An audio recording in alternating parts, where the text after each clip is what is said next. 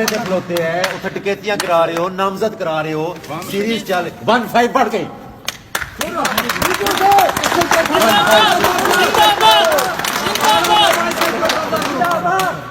1-5 इसलिए कि उसको मिसयूज किया जाए। वो उसके घर में 1-5 पे रेड कर रहा है, ये इसके घर में कब्जा करवा रहा है 1-5 की कॉल पे। वो 376 511 हो रहा है 1-5 की कॉल पे। रियाज साहब सर मौके पे, ये खुदाबर से मौके पर खड़ा है, फिर ये उनके साथ खड़े कब्जा करिए, फिर हमारे 2 बंदे अपने डाले में लेके थाने आ गया है, उनको इन्हें हवालात में बंद कर दिया है। इसको बुला लें जी, अपना ऑर्गेनाइज्ड क्राइम डीएसपी फारूक को कहीं इधर पहुंच जाए शाम।